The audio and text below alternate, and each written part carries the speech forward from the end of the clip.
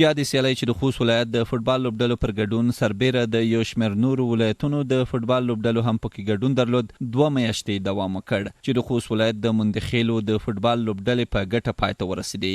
د سیالیو د پای په مراسمو کې دغه ولایت د ورزش امیر له لوبغاړو وغوښتل چې د ورزش له لارې د یووالي لپاره کار وکړي. دوی ویل چې په دغه ولایت کې د اسلامي امارت چارواکي د ورزش پرمختګ لپاره ژمن دي او هڅه به وکړي چې په دې ولایت کې بېلابېل سپورتي سهولتونه برابر کړي. د لکانو د جابي په ساحه کې کوم تورنمنت جوړ شوی په زرهاو خلک دلته راغلي وو.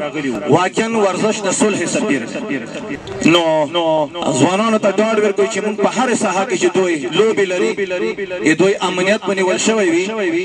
د سیالیو جوړونکو هم په خپلو خبرو کې دا ډول سیالۍ د ځوانانو لپاره مهمې بللې او زیاتولې. د سیالیو څخه موخه نشي توکو سره مبارزه، په کچکي لارو نورو هیوادونو ته د ځوانانو د تګ مخنیوي او د ځوانانو د یووالي لپاره کار کول دي. او دغه رقم ټورنمنټونه معاشرې یا د خلکو یا د ځوانانو په احساس دومره مثبت تاثیر کوي. نو فلهذا موږ بیا هم د ټولو ملګرو نه یا په تیره بیا د اولمپیک نه هیله کوو چې دا رقم ټورنمنټونه لکه د هغه لکانو ایو خیلو ځوانانو کلیات چولي د دوی نه موږ خواهش هیله ده چې په هر سیمه کې هم دا رقم ټورنمنټونه وکړي، ځکه چې د ځوانانو باید د کومه پالیسي یا کومه ستراتیژي دی لري چې دوی د ملک نه د وټو په خاطر کې دي.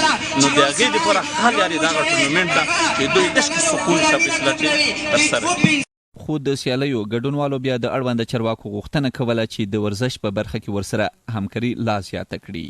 که څه هم موږ ته مرکزي فدراسیون کومه خاصه توجه نه ده کړې، دا میدان یوازې د خوست په سطحه نه بلکې د افغانستان په سطحه تماشا لري. نو د دوی نه مې غوښتنه همدا ده، هیله مې دا ده چې موږ ته باید پوره توجه وکړي د دې میدان په جوړولو.